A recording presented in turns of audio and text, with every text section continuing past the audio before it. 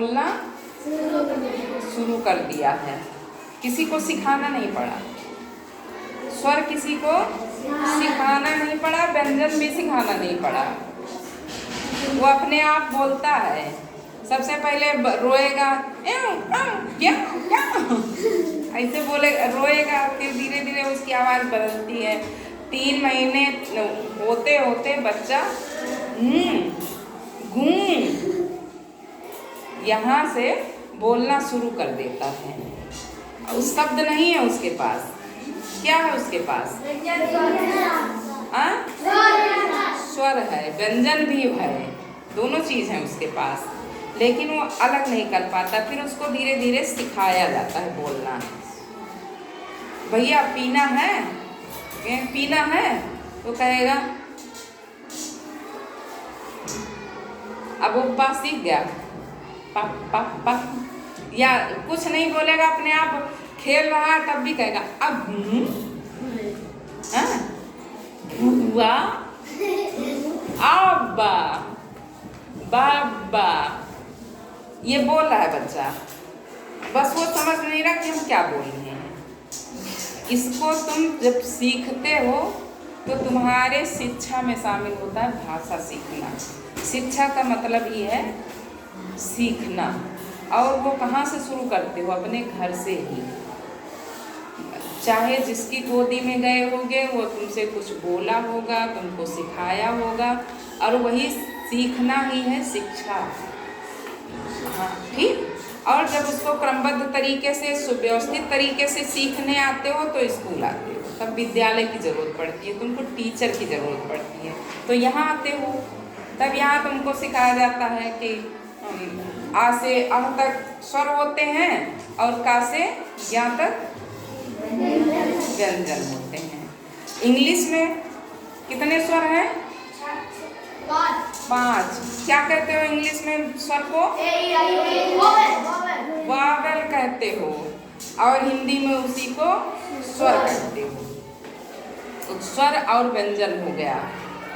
फिर स्वर और व्यंजन के मेल से तुम्हारा क्या बनता है? भाषा बनती है।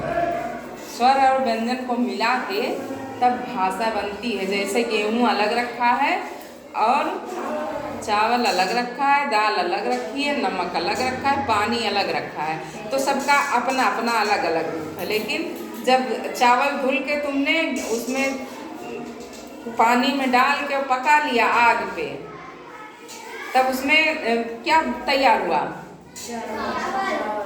भात। चावल को क्या कहते हो? कच्चे चावल को चावल कहोगे, लेकिन जो पका हुआ है उसको भात कहा जाता है।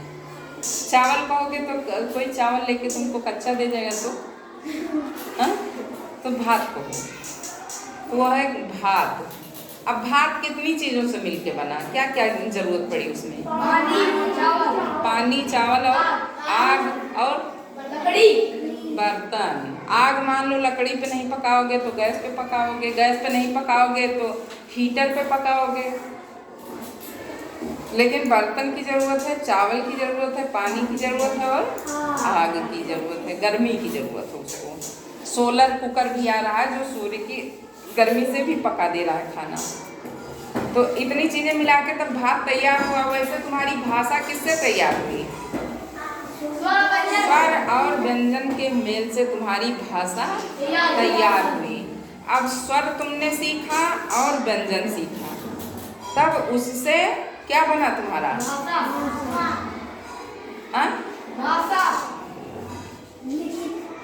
भाषा तो बहुत बड़ी चीज़ है। अब छोटे से शुरू करो।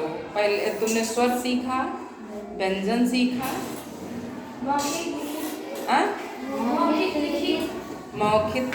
मौखिक और लिखित सीखा। अब शब्द बनाना सीखोगे। तुमने स्वर सीख लिया और व्यंजन सीख लिया, और ये स्वर और व्यंजन को मिला के, स्वर और व्यंजन जितने वो निशान हैं, चिन्ह हैं, उनको तुम कहोगे वर्ण।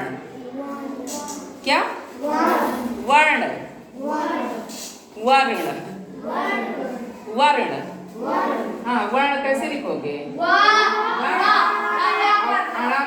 रेफ लगा दोगे, ये है वर्ण। हाँ, अब वर्ण जो है ये चाहे स्वर के निशान हो चाहे व्यंजन के। कभी कभी तुम ये इसमें कंफ्यूज हो जाते हो कि वर्ण किसे कहते हैं। ये तो स्वर हो गया आ से आ तक, और का से ज्ञा तक व्यंजन हो गया, तो वर्ण किसे कहते हैं। जबकि तुम्हारी पहले किताब में कलरों में लिखा है वर्णमाला। क्या लिखा है? वर्णमाला।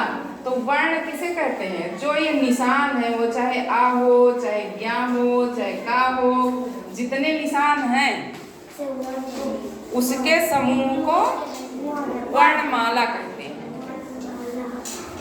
उसके समूह को वर्णमाला। वर्णमाला का क्रम है कि पहले छोटा फिर बड़ा फिर उससे बड़ा। कहाँ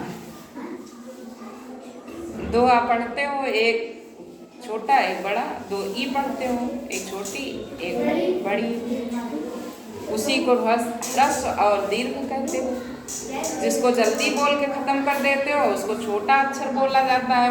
छोटा आ, छोटी ई, छोटा ऊ, उसको छोटा कहते हो। जो देर तक बोलते हो, जिसको खींच के थोड़ा ज़्यादा टाइम लगता है, उसको बड़ी मात्रा कहते हो। चाहे वो आ की बड़ी मात्रा हो या बड़ा आ की मात्रा बोलते हो, जबकि बोलना नहीं चाहिए, उसको खींच के ही बोलो, पता चल जाएगा ना। तो ये वर्णमाला तुमने सीखी, वर्णमाला में स्वर और व्यंजन सीखा। अब इसके मेल से तुम क्या सीखोगे? शब्द बनाना। क्या सीखोगे? शब्द बनाना। अब सबसे आसान शब्द बता। स्वर तुमने सीख लिया, केवल स्वर से तुमने शब्द बनाया। ये कौन सा वो है? निशान। आ का निशान है ना, इसको निशाने कहो तो समझ में आ जाएगा। ये आ का निशान है। और ये क्या लिख गया? अब आई का अपना अर्थ है ना। आई का मतलब कोई चीज आ गई है या आ चुकी है। हाँ, अर्थ निकल आया इसका। तो ये क्या हो गया? ये हो गया शब्द। केवल स्वर से ही बना है शब्द।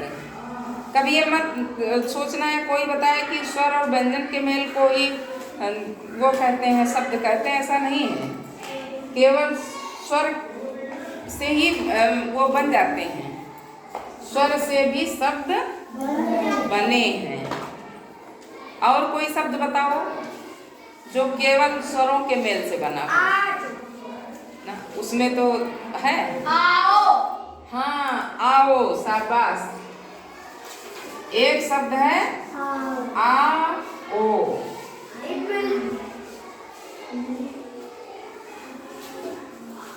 और कोई?